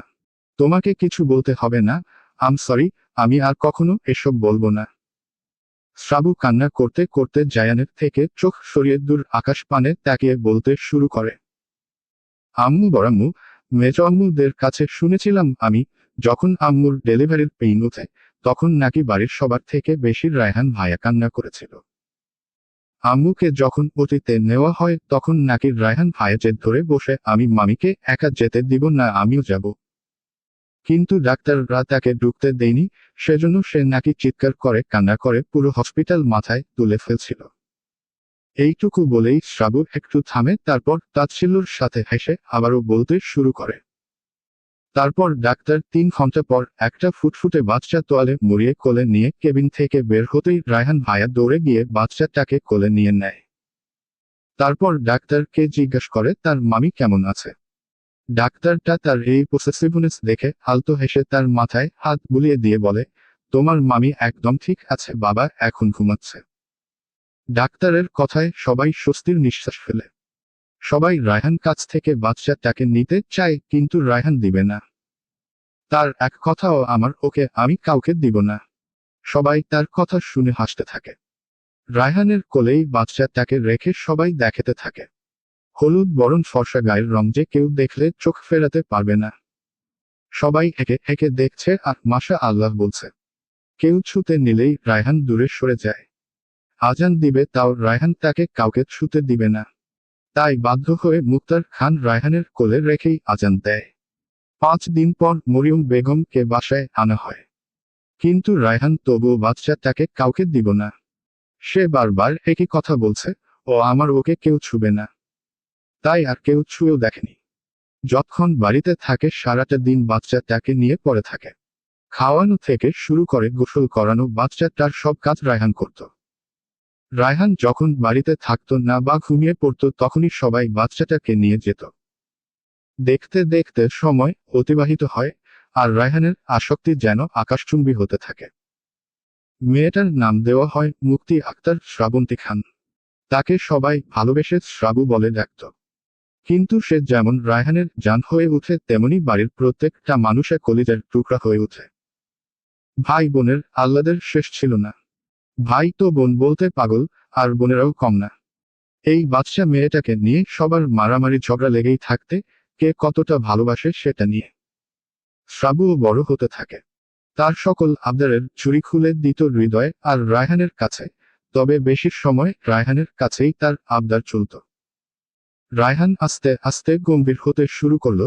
বাড়ির সবার সাথে গম্ভীরভাবে কথা বললেও কখনো শ্রাবুর সাথে একটু জোর গলায় কথা বলতো না। শ্রাবুর সাথে সব সময় নরম গলায় কথা বলতো। এতে সবাই বেশ অবাক হতো। তাই তখন সবাই ভেবেছিল রায়হান শ্রাবুকে ভালোবাসে, তার নানার কথা আর কেউ না রাখলেও সে রাখবে। আর সেই মেয়েটাই ছিলাম আমি। তখন আমার বয়স কত হবে, 15 কিংবা 16, আর রায়হানের 20 কিংবা 21। সময়টা ছিল শীতকাল, শুক্রবার হওয়ায় বাড়ির সকল পুরুষরা বাসায় ছিল। তাই আমরা ছোট বড় সব বোনেরা মিলে ভাইদের কাছে বায়না ধরলাম ঘুরতে নিয়ে যাওয়ার জন্য।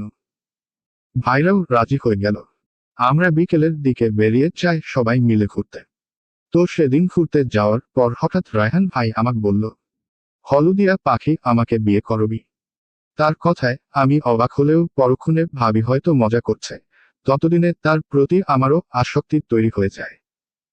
এটাকে কি বলবো, ভালোবাসা না ভালো লাগা তা সঠিক আমার বুঝ হতো না। তো সেদিন আমিও আবেগে বসে বলেছিলাম, হ্যাঁ আপনি আমাকে বিয়ে করলে আমিও করতে রাজি আছি। সে যেন এই ওরটার অপেক্ষায় ছিল। আমি এই কথা বলতেই উনি একটা মুচকি হাসি দিল। তারপর উনি সবার থেকে বিদায় নিয়ে আমাকে নিয়ে একটা বাইকে করে তার বন্ধু মহলে চলে যায়। আমি সেখানে গিয়ে দেখি তার বন্ধুরা সবাই হাসি মুখে দাঁড়িয়ে আছে। আমি তাদের ভালো করেই চিনি। সেদিন আমাকে দিয়ে একটা পেপারে সাইন করাই, কিন্তু সেটা কিসের পেপার ছিল আমি জানতাম না। আমার বিশ্বাস ছিল রায়হান ভাই কখনো আমার সাথে খারাপ করবে না। তাই আমিও আর কিছু না বলে সাইন করে দেই। তার কিছুদিন পর হঠাৎ একদিন রায়হান ভাইয়ার কি যেন হয়ে যায়। সে আমাকে হঠাৎ বউ বলে ডাকতে থাকে। আমি তার কাছে গিয়ে বুঝতে পারি সে নেশা করে আছে। তাই তার হুঁশ নেই, কিন্তু বউ কেন বলছে এটা ভাবতেই আচমকা সে আমাকে জড়িয়ে ধরে গলায় মুখ গুজে দেয়। আমি তার এইরকম আচরণে ভড়কে যাই। তাই জোরে চিৎকার করে উঠে। এতে বাড়ির সবাই আমার রুমে আসে। ততক্ষণে রায়হান ভাইয়ার হুঁশ ফিরে আসে। তারপর, এখানে এসব কি হচ্ছে? মুক্তার খানের গলা আওয়াজ পেতেই শ্রাবুর রায়হানের থেকে সরে দৌড়ে গিয়ে তার বাবাকে জড়িয়ে ধরে কান্না শুরু করে দেয়। রায়হান ভাবলেশহীনভাবে দাঁড়িয়ে থাকে। শ্রাবু কান্নার জড়িতে কণ্ঠে বলে, আব্বু। রায়হান ভাইয়া নেশা করে, আমাকে বউ বলে ডাকছে, আর জড়িয়ে ধরে। আর কিছু বলতে পারল না শ্রাবু, তার গলায় কথা আটকে আসছে। রায়হানকে এভাবে দাঁড়িয়ে থাকতে দেখে বিল্লাল এগিয়ে এসে বলল, রায়হান কি করেছিস? সত্যি করে বলতো। শ্রাবু কেন এভাবে কান্না করছে? তুই কি করেছিস? কিছুই এখনো করোনি। আর বিয়ে করার বউয়ের সাথে কি করব না করব তোদের বলে করতে হবে। রায়হানের এই একটা কথা পুরো ঘরের মানুষ আকাশ থেকে পড়ে এমন ভাব। সবাই অবাক হয়ে রায়হানের দিকে একবার তো শ্রাবুর দিকে একবার তাকাচ্ছে। ফাতেমা বেগম এগিয়ে এসে বলে, রায়হান মজা করছিস কেন বাবা? কি হয়েছে সত্যিটা বল। ওহ বড় খালামনি, মিথ্যা কেন বলবো, সত্যি বলছি। বিশ্বাস করো, আমি একদম মিথ্যা বলছি না। শ্রাবুকে আমি 5 দিন আগেই বিয়ে করে নিয়েছে। ফাতেমা বেগম স্বাভাবিকভাবেই বললেন, বিয়ে করেছিস ভালো কথা, আমাদের জানালে কি আমরা বিয়ে দিতাম না? আমরা তো ভেবে রেখেছিলাম শ্রাবুর প্রাপ্ত বয়স হলেই তোর সাথে বিয়ে দিব। বড় আম্মু বিশ্বাস করো, আমি কোন বিয়ে করিনি। আমি তোমাদের না জানিয়ে কেন বিয়ে করব? আমি সত্যি বলছি। রেহেনা বেগম এবার আর নিজেকে শান্ত রাখতে পারলেন না। রায়হানের সামনে এসে ঠাসকর করে রায়হানকে একটা থাপ্পড় দিয়ে বলেন, বেয়াদব ছেলে, এসব করার জন্য সুশিক্ষায় শিক্ষিত করেছিলাম তোমাকে। একটা মেয়েকে ভোগ করার জন্য তুমি বিয়ে নিয়ে মিথ্যা বলছো। তুমি শ্রাবুকে বিয়ে করলো, প্রমাণ কোথায়? রেহেনা বেগমের করা কাণ্ডে সবাই হতবাক হয়ে যায়। মরিয়ম বেগম দৌড়ে এসে রায়হান নিজের পিছে আড়াল করতে চেয়ে বললেন, মেজো আফা, এটা তুমি কি করলে? রায়হান যখন বলছে বিয়ে করেছে তাহলে নিশ্চয় প্রমাণ আছে। রায়হান আব্বু, তুমি সবাইকে প্রমাণ দেখিয়ে দেও। মামি, আমার কাছে আপাতত কোনো প্রমাণ নেই। শ্রাবুর প্রাপ্ত বয়স না হওয়া পর্যন্ত আমি কোনো প্রমাণ দেখাতে পারবো না। দেখলি তো মরিয়ম, আমি কি বলেছিলাম? এই ছেলে বিগড়ে গেছে, ওকে এক্ষুনি এই বাড়ি থেকে বেরিয়ে যেতে বল। রেহেনা, কি বলছিস তুই? ও এই বাড়ির ছেলে, ও কোথায় যাবে? বড় আফা, ও যেখানে খুশি যাক, ওকে আর কেউ আটকাবে না। রায়হান আর কারো কোনো কথা শুনল না, শুধু যাওয়ার আগে শ্রাবুকে উদ্দেশ্য করে বলে গেল, আমি ফিরব, খুব তাড়াতাড়ি ফিরব, তবে সেটা কারো একজনের জীবনের অভিশাপ হয়ে ফিরব। রায়হান আর কোন কথা না বলে বেরিয়ে যায়। মরিয়ম বেগম তাকে অনেক আটকানোর চেষ্টা করে, কিন্তু তাতে সে সফল হতে পারেনি। রায়হান চলে যাওয়ার কিছুদিন পর শ্রাবু উপলব্ধি করে সে রায়হান ভালোবেসে ফেলেছে। শুরু হয় তার বিরহের দহন। সে নিজেকে হারিয়ে ফেলতে শুরু করে রায়হানের মাঝে। কিন্তু তার আশেপাশে আর রায়হান নাম অস্তিত্বটা আর নেই। তার আবদার পূরণে মানুষটা আর তার নেই। সে চলে গেছে তাকে ছেড়ে। দিন যায়, সপ্তাহ যায়, মাস যায়, বছর যায়, কিন্তু সে আর ফিরে আসে না। প্রায় বছর খানেক পর খবর পায় রায়হান লন্ডনে নিজস্ব বিজনেস করেছে। এখন তার অনেক নামডাক। সবাই বেশ অবাক হয়েছিল এটা শুনে। রায়হান এই কয়েকদিনে এত কিছু কিভাবে করলো তাদের জানা নেই। শ্রাবু দিনের আলোতে নিজেকে স্বাভাবিক রাখলেও রাতে আধারের রুমে চার দেওয়ালে আর নিজেকে স্বাভাবিক রাখতে পারে না। সবাই বুঝে যায় শ্রাবুর অবস্থা, তাই সবাই তাকে মেন্টালি সাপোর্ট দিতে শুরু করে। সবাই তাকে বুঝায় রায়হান ফিরে আসবে, কিন্তু সে আসে না। অপেক্ষার প্রহর দীর্ঘ হতে থাকে। একদিন জেরিন সাথে বাহিরে ঘুরতে যায় একটু মনটা ফ্রেশ করতে। তারা গিয়ে বসে একটা পার্কে, যেখানে মানুষজন কম থাকলেও পরিবেশ মন খারাপ। কিন্তু সেখানেও গিয়েও যেন তার বুকের ব্যথা দ্বিগুণ হয়। চারদিকে পূর্ণতা ভালোবাসা দেখে সে আনমনে বলতে থাকে, আপনি কবে ফিরবেন রায়হান ভাই? আমি যে আর পারছি না এই দহন সহ্য করতে। প্লিজ ফিরে আসুন না। আমি যে আপনাকে ছাড়া নিঃস্ব হয়ে যাচ্ছি। এই কেমন দহনে পুরাচ্ছেন আমাকে?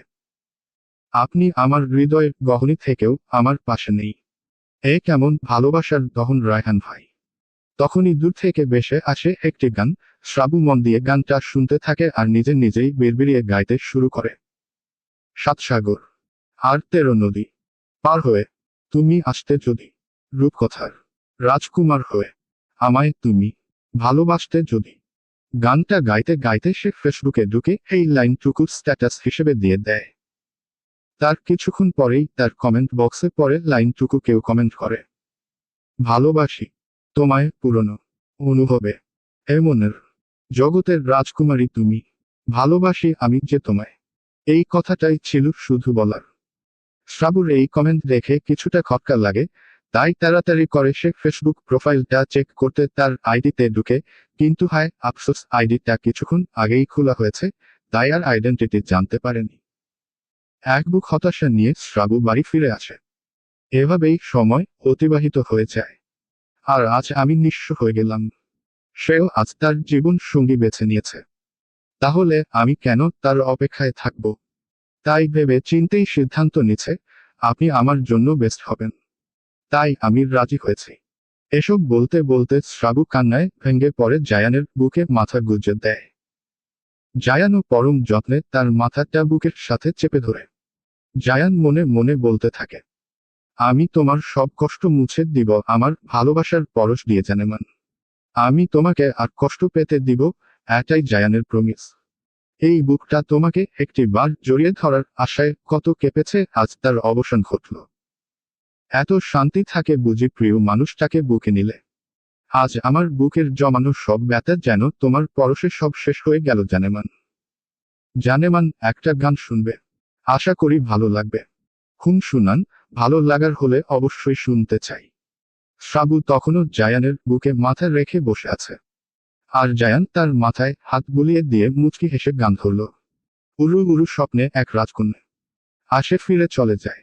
উরু উরু স্বপ্নে এক কন্যা ডাকে যেন ইশারায়, কি আবেশে তারে বারে বারে দেখি তবু যেন মেটে না তৃষা। সে যে পথ চলে বুকে ঝড় তুলে, জেগে ওঠে ঘুমনো আশা।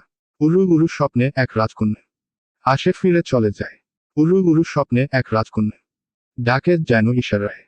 জায়ানের সম্পূর্ণ গান শেষ করতে না দিয়ে কেউ গম্ভীর গলায় বলে ওঠে, বাহখান বাড়ির ভদ্র লক্ষ্মী নিষ্পাপ মেয়েটা নাকি সবার আড়ালে এখানে বসে পরপুরুষের বুকে মাথা রেখে গান শুনছে। তা এখন কি খান বাড়ির লোকেদের এসব চোখে পড়ে না? রায়হানের এরূপ কথায় জায়ান আর শ্রাবু একসাথে রায়হানের দিকে দেখায়। শ্রাবু রায়হানকে দেখে জায়ানের কাছ থেকে সরে যায়, আর মনে মনে বলে, এটা আমি কি করলাম? আমি এতক্ষণ ওনার বুকে মাথা রেখে বসেছিলাম।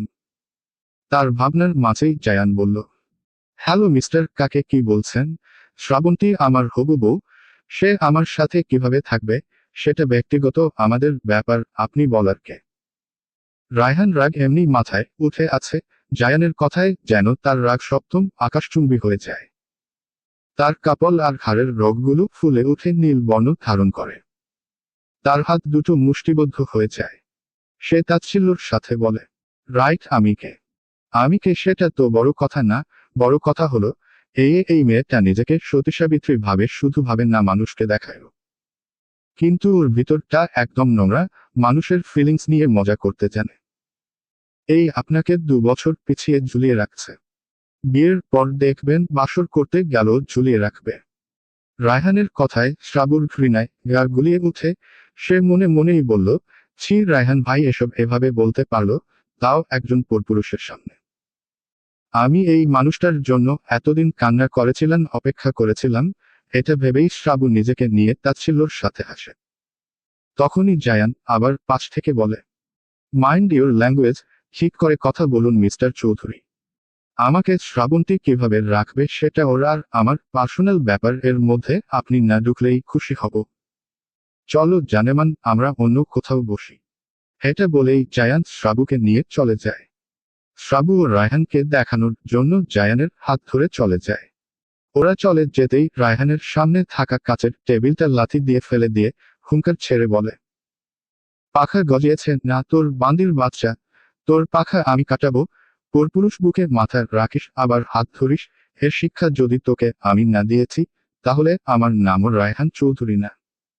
সূর্য আর সাইফুলকে নিয়ে খান বাড়িতে তারা প্রবেশ করে সন্ধ্যা 7টায়। মির্জা বাড়ি খান বাড়ির দূরত্ব অনেক, প্রায় 2 থেকে 3 ঘন্টার রাস্তা অতিক্রম করতে হয়।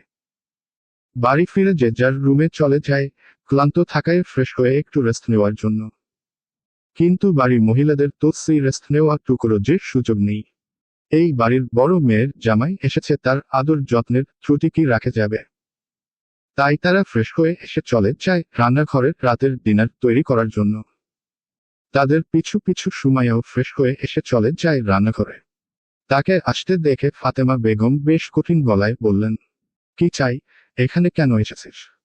ফাতেমা বেগম এমন ভাবে কথা বলায় সবাই অবাক হয়ে তার দিকে তাকায়, আর সুমাইয়া ভরকে গিয়ে ভাবে আমি আবার কিছু করে ফেলিনি তো। না মানে বড় আম্মু তোমাদের হেল্প করতে এসেছি। তোকে ডেকেছি আমরা। না ডাকুনি। তাহলে কেন এসেছিস? যার রুমে গিয়ে রেস্ট নে, সারাদিন অনেক দৌড়াদৌড়ি করেছিস। এবার রুমে গিয়ে রেস্ট নে। কিন্তু বড়াম্মু। কোন কিন্তু না, যা রুমে যা। সুমাইয়া আর কিছু না বলে রুমে চলে যায়। মরিয়ম বেগম আর রেহেনা বেগম সুমাইয়া চলে যেতেই ফাতেমা বেগমকে জিজ্ঞাস করে, বড় আপা কি হলো বলো তো, ওকে এভাবে রুমে যেতে বললে কেন? হৃদয় ওকে রুমে থাকতে বলেছিল, ওর রুমে না থেকে কাজে হেল্প করার জন্য চলে আসে। আমি উপর থেকে নামার সময় শুনেছিলাম, তাই পাঠিয়ে দিলাম। ও আচ্ছা। আমরা আরো ভাবলাম সুমাইয়া হয়তো কিছু করেছে। ফাতেমা বেগম আর কিছু না বলে শুধু মুচকি হাসলেন, তার হাসি দেখে তারা দুজনেও হাসল। শ্রাবু সবে মায় ফ্রেশ হয়ে ওয়াশরুম থেকে বের হয়ে যেই না ড্রেসিং টেবিলের সামনে যাবে অমনি কেউ দরজা ধাক্কা দিয়ে খুলে হুড়মুড়িয়ে রুমে ঢুকে দরজা আটকে দেয়। শ্রাবু সচরাচর দরজা আটকায় না, কারণ তার রুমে কেউ বিনা অনুমতিতে প্রবেশ করে, শুধু তার রুমে না, এই বাড়ির নিয়ম এটাই, কেউ কারো রুমে অনুমতি ছাড়া ঢুকবে না। শ্রাবু ভয় পেয়ে পিছু ঘুরে যেই না চিৎকার করতে যাবে, তখনই কেউ তাকে পিছ থেকে জড়িয়ে ধরে মুখ বা হাতে চেপে ধরে, আর ডান হাত দিয়ে শ্রাবু উদর আকরে ধরে। শ্রাবু ছোটার জন্য ছটফট করতে থাকে, এতে আগন্তুক ব্যক্তি বিরক্ত হয়ে দাঁতে দাঁত চেপে বললে, আয় সয়ার, আর একবার এমন মুচড়া মুরুচি করলে তোকে বারান্দা দিয়ে ফেলে দিব। শ্রাবুর গলার স্বর আর ক্লিপ খ্রিস্টিয়ান 1872 মাস্কুলাইন ম্যান্ডারিন ফলের একটা ঝাঁঝালো গন্ধের পারফিউমের ঘ্রাণে চিনতে অসুবিধা হয় না যে লোকটিকে। তাই সে চুপ হয়ে যায়। রায়হান শ্রাবুকে চুপ হয়ে যেতে দেখে ওর থেকে দূরে সরে দাঁড়ায়। তারপর শ্রাবু নিচু গলায় বলে, আপনি এখানে কেন এসেছেন? কি নিজের হবুকে দিয়ে মন ভরে না? এখন কি আমাকেও চাই নাকি? রায়হান বাঁকা হেসে বলল, তোর প্রতি আমার কোনো রকম ইন্টারেস্ট নাই, তাই তোকে আমার চাইও না। তাহলে আমার রুমে কেন এসেছিলেন? আমি কারো কৈফিয়ত দিতে বাধ্য নই। আপনি দিতে বাধ্য, কারণ আপনি একজন পরপুরুষ হয়ে আমার রুমে কেন এসেছেন? পরপুরুষ শব্দ যেন তীরের মতো আঘাত হানল রায়হানের কানে। রাগে তার হাত দুটি মুষ্টিবদ্ধ হয়ে যায়। সে চলে যেতে নিয়েও পিছু ফিরে শ্রাবুর সামনে গিয়ে এক হাতে শ্রাবুর গাল চেপে ধরে বলল, আমি পরপুরুষ হলেওই জায়ান কি তোর নাগর হয়, যার বুকে ঢলে পরে আষ্টেপৃষ্ঠে জড়িয়ে ধরেছিলি? বল বল, এখন চুপ কেন বল? তুই ছেলে, তোর শরীর ছুঁয়ে দেখতে পারলে আমি পারবো না কেন? শ্রাবুর রায়হান হাতটা নিজের গাল থেকে সরিয়ে রায়হানকে ঠাস করে থাপ্পড় মারে। রায়হানের বারবার তাকে তাচ্ছিল্য করে বলা কথাগুলো এবার সীমা ছাড়িয়ে যায়, তাই সহ্য করতে না পেরে রায়হানকে থাপ্পড় মেরে বসে শ্রাবু। রায়হান যেন জানত শ্রাবু তাকে থাপ্পড় মারবে, তাই সে শুধু তাচ্ছিল্যর সাথে হাসে কিন্তু কিছুই বলে না। শ্রাবু তখন রাগে রিরি করতে করতে বলে, জায়ান কোনো পরপুরুষ না, উনি আমার হবু হাসবেন, পরপুরুষ হলেন আপনি মি রায়হান চৌধুরী। এখনই আপনি আমার রুম থেকে বেরিয়ে যান। রায়হান চলে যেতে নিলে শ্রাবুর রায়হানকে পিছু ডাকে। শ্রাবুর ডাক শুনে রায়হান দাঁড়িয়ে যায়, কিন্তু ওর দেয় না। সে অপেক্ষা করো শ্রাবুর কিছু বলার। শ্রাবু তাকে দাঁড়াতে দেখে কিছুক্ষণ চুপ থেকে কান্নার জড়িত কণ্ঠে বলে, রায়হান ভাই, আপনি কি কখনো আমাকে ভালোবাসেননি? না। রায়হানের সোজা উড়ে শ্রাবুর কান্নার বেগ যেন বেড়ে যায়। সে কান্না জড়িতে কণ্ঠে আবারও বলল, আমাকে কেন একটু ভালোবাসলেন না রায়হান ভাই? আমাকে কেমন দহনে পুড়িয়ে আপনি আমাকে ছেড়ে চলে গেছিলেন। আমি তোকে না কোনোদিন ভালোবেসেছি আর না কোনোদিন ভালোবাসবো। আর আমি পরপুরুষ, পরপুরুষকে ভালোবাসার কথা বলা পাপ, ভুলে যাস না। নতুন জীবনে সুখী হো দোয়া করি। জানেন তো রায়হান ভাই, ভাগ্য খুব অদ্ভুত জিনিস। যারা পায় তারা সব দিক দিয়ে পায়, আর যারা পায় না তারা কোনো দিক দিয়ে পায় না। কেউ কেউ কিছু জিনিস ভাগে পেয়েও নিজের করে রাখতে পারে না, তারা নিজের হাতেই সেটাকে ভাগ্য থেকে মুছে দেয়। এটা বলেই রায়হান রুম ত্যাগ করে, আর শ্রাবু দুহাতে মুখ চেপে ধরে কান্না করতে থাকে। বাহিরের আকাশটা মুষলধারার বৃষ্টি হয়ে যেন আজ শ্রাবুর কান্নার সাথে তাল মিলে কান্না করছে। একে একে সবাই রুমে চলে যায়, খাওয়া দাওয়া শেষ করে। শ্রাবুকে ডাকলে শ্রাবু বলে তার খিদে নেই, তাই খাবে না, শরীর ক্লান্ত, তাকে কেউ যেন ডিস্টার্ব না করে। তাই কেউ আর তাকে ডাকেনি, যে যার আর মতো রুমে গিয়ে শুয়ে পড়ে। বাহিরের বৃষ্টিও যেন আজ থামার নয়, বৃষ্টিও যেন আজ শ্রাবু দুঃখে দুঃখী হয়ে পাশে থাকতে এসেছে। রাত 2টায় শ্রাবু ঘুম ভাঙে গানের গলা শুনে। শ্রাবুর বুঝতে বাকি থাকে না কে গান গাইছে। রায়হান কোন প্রফেশনাল সিঙ্গার নয়, তবে তার গানের গলাটা বেশ ভালো। ছোট থেকেই সে গান গাইতে পছন্দ করত। শ্রাবু চুপি চুপি গিয়ে দাঁড়ায় বারান্দার পর্দার আড়ালে। রায়হান তবুও যেন তার উপস্থিতি বুঝে যায়। সে তার প্রিয় নারীর শরীরের ঘ্রাণ পায়, সে সেই ঘ্রাণ প্রাণ ভরে শুষে নিয়ে নিঃশ্বাস ছেড়ে আবারও গাইতে শুরু করল। বৃষ্টি ভেজা স্বপ্ন দে, রোদেলা কিছু গল্প দে, বাসব ভালো কাছে আয়, ও জানে যা। বৃষ্টি ভেজা স্বপ্ন দে, রোদেলা কিছু গল্প দে, বাসব ভালো কাছে আয়, ও জানে যা। থাকবো পাশে রাত দিন, তোকে ছাড়া খুব কঠিন। থাকবো পাশে রাত দিন, তোকে ছাড়া খুব কঠিন। আজ ইশকে তোর কাটে না যে খুর কেন বল। বৃষ্টি ভেজা স্বপ্ন দে, রোদেলা কিছু গল্প দে, বাসব ভালো কাছে আয়, ও জানে যা। রাখবো তোকে যত্ন করে আর আদরে, আর দেব দুচোখে ভরে স্বপ্ন রঙিন। ইচ্ছে হলে কাউকে কিছু জিনা বলে, যাবো যে নিয়ে মেঘের কোলে তোকে কোনোদিন। থাকবো পাশের রাত দিন তোকে ছাড়া খুব কঠিন। আজ ইশকে তোর কাটে না যে খুর কেন বল। বৃষ্টি ভেজা স্বপ্ন দে, রোদেলা কিছু গল্প দে, বাসব ভালো কাছে আয়, ও জানে যা। খাম খেয়ালে ছবি তোর আঁকি মন দেয়ালে, হঠাৎ তুই ডাক পাঠালে ছুটে চলে যাই। সব দিকে তুই, ইচ্ছে ঘিরে তোকে শুধুই, আর যে আছে ব্যাস এটুকুই। তোকে যেন পাই, থাকবো পাশের রাত দিন, তোকে ছাড়া খুব কঠিন। আজ ইশকে তোর কাটে না যে ঘোর কেন বল। বৃষ্টি ভেজা স্বপ্ন দে, রোদেলা কিছু গল্প দে, বাসব ভালো কাছে আয়, ও জানে যা। রায়হানের গান শেষ হতেই শ্রাবু একটা দীর্ঘশ্বাস ফেলে। আজ কেন জানি রায়হানের গান শুনে শ্রাবুর খুব করে কান্না পেল। সে কান্না করতে করতে ফ্লোরে বসে পড়ে। রায়হান বুঝে যায় তার হলদিয়া পাখি কান্না করছে। তার বুকের ভেতর ঝড় বয়ে যেতে থাকে, শ্রাবু কান্না করছে বুঝতে পেরে। তার বুকে প্রচণ্ড ব্যথা অনুভব করে, আনমনেই বুকের বা পাশে হাত রেখে মনে মনে বলে, আমাকে মাফ করে দিস পাখি। আমার জন্য তোর এত কষ্ট হচ্ছে, বিশ্বাস কর আর কিছুদিন মাত্র, তারপর তোকে আর কোনোদিন আমি কান্না করতে দিব না পাখি। আমার অস্তিত্বে তোকে একবার মিশিয়ে ফেলি, তারপর তোর চোখে আর কোনোদিন আমি পানি আসতে দিব না। আজ খান বাড়িতে নানান রকমের রান্নার বাহার জুড়েছে, রান্না করে জুড়বেই না কেন। আজ খান বাড়ি 2 মেয়ের বিয়ের কথা হবে। মেয়েদের হবু শ্বশুর বাড়ির লোকজন আসবে, তাদের আদর যত্নের ত্রুটি রাখা চলবে নাকি? বাড়ির কর্ত্রীরা সকাল থেকে লেগে পড়ছে নানান রকমের খাবারের আইটেম তৈরি করতে। ফাতেমা বেগম প্রথম দ্বিমত করলেও এখন আর করছে না, মেয়ে যেখানে খুশি থাকবে তাদেরও উচিত মেয়েকে সেখানেই দেওয়া। এটা ভেবেই ফাতেমা বেগম তাই আর দ্বিমত করেনি। এমনিতে রাফি তো ছেলেটা খুব ভালো, বাবা মায়ের একমাত্র সন্তান। এরই মধ্যে সূর্য চলে যায় রান্নাঘরে মা খালা আর মামিকে সাহায্য করতে, কিন্তু তারা কেউ সূর্যকে কিচ্ছুটি ছুতে দেয়নি। নতুন বউ কাজ কেন করবে এখন? তাই সূর্য হার মেনে বলল, আম্মু শুনো, আমাকে তো একটাও কাজ করতে দিলে না, কিন্তু আমি ফিরনিটা বানাবো। আচ্ছা ঠিক আছে, তুমি ফিরনি বানিও। এখন সবাইকে ডেকে নিয়ে আসার সময় হয়ে গেছে ব্রেকফাস্ট করার। সূর্য একে একে সবাইকে ডেকে দিয়ে মিতুর রুমের সামনে এসে মনে মনে বকতে বকতে ডাক দিয়ে কিছু বলতে যাবে, তার আগেই দরজা খুলে বেরিয়ে আসে মিতু। তাকে দেখে সূর্য আচোখে তাকায়। সূর্যকে এভাবে তাকাতে দেখে মিতু বলল, ও সিস্টার কাম অন, এভাবে তাকিয়ে কি দেখছো? নিশ্চয় আমাকে অনেক সুন্দর লাগছে। খুব সুন্দর তো লাগবেই, আমার বেইবের দেওয়া ড্রেস। কি এটা তোমাকে রায়হান কিনে দিচ্ছে?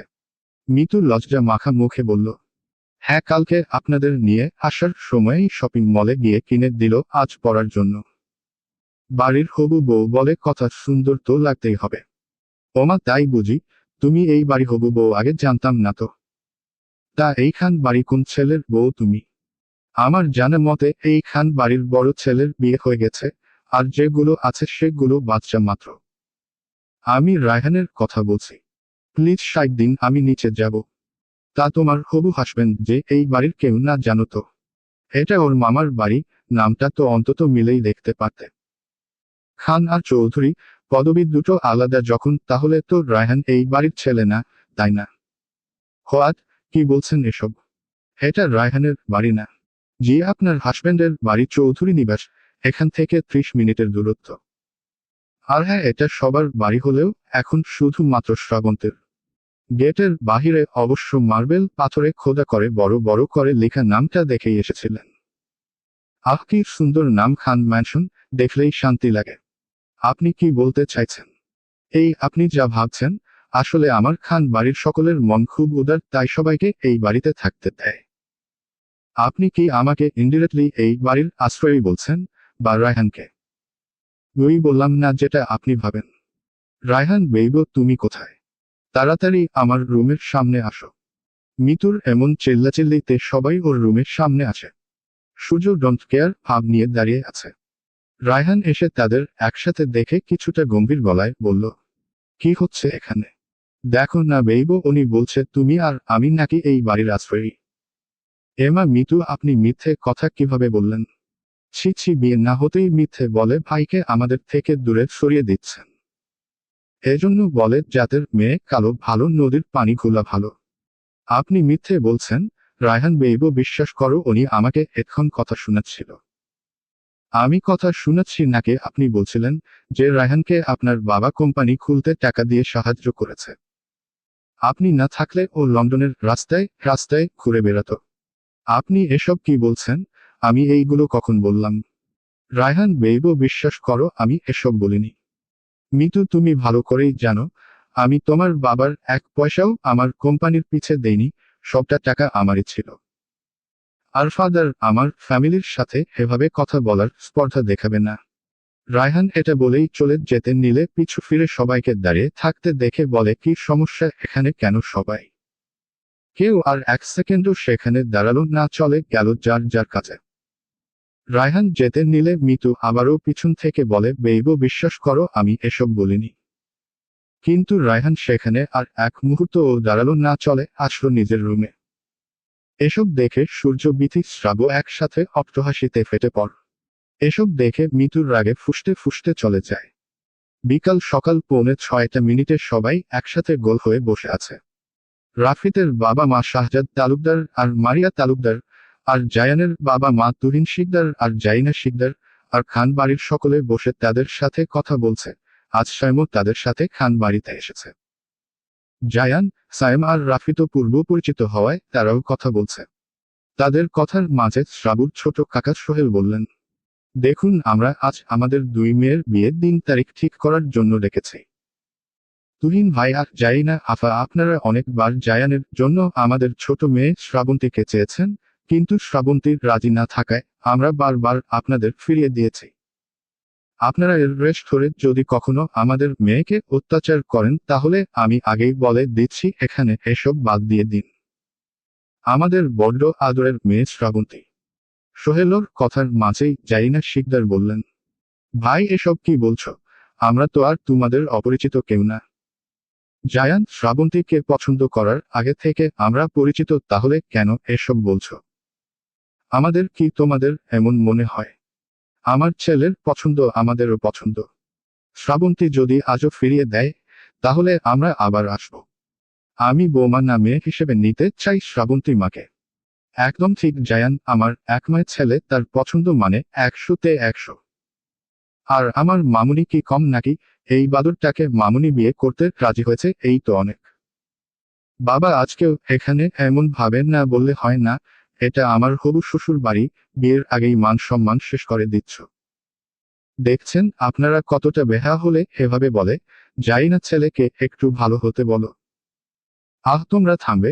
এই জায়ান, তুই এসেছিস কেন? মানে আম্মু, জানেমানকে দেখতে ইচ্ছে করছিল তাই চলে এসেছি। আরে বাহ, বিয়ে হওয়ার আগেই বউয়ের পিছু ছাড়তে চাইছ না? বিয়ের পর তো সারাদিন লেপ্টে থাকবে। এভাবে তো চলবে না। এভাবে লেপ্টে থাকলে তোমার বাবার জায়ান শিকদার ইন্ডাস্ট্রি রসাতে যাবে। আসলে ভাইওই আকি।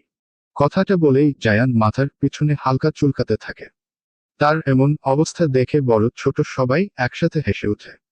তারা জানে জায়ান গত 2 বছর ধরে শ্রাবুর জন্য কতটা পাগলমি করেছে। অবশেষে আজ তার ভালোবাসা পূর্ণতার দ্বার ধরে। হাসি থামিয়ে মারিয়া তালুকদার মুক্তার খানকে বললেন, ভাই সাহেব অনেকটা সময় হয়ে গেল, এবার মেয়েদের নিয়ে আসেন। আগে শুভ কাজ শেষ করি, তারপর বাকিটা হবে। হ্যাঁ হ্যাঁ আপা, একটু বসুন, এখনই চলে আসবে। কোথায় তুমি? হৃদয়ের আম্মু, যাও মেয়েদের নিয়ে আসো। হ্যাঁ যাচ্ছি, বলেই মরিয়ম বেগম উপরে যেতে নিলেই দেখতে পায় জেরিন আর সূর্য বিথি আর শ্রাবুকে নিয়ে নিচে নামছে।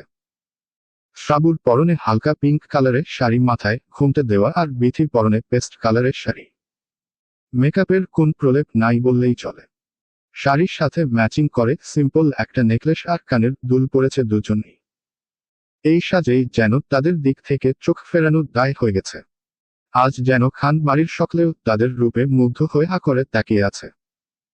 রাফি তো নিজেকে কন্ট্রোল করলেও জায়ান নিজেকে আর কন্ট্রোল করতে পারল না। সে দৌড়ে গিয়ে সিঁড়ির সামনে দাঁড়িয়ে শ্রাবুর দিকে হাত বাড়িয়ে দেয়। তা দেখে সবাই মিটিমিটি হাসলেও শ্রাবুর যেন লজ্জায় লাল, নীল, হলুদ, সবুজ, বেগুনি হয়ে যাওয়ার অবস্থা।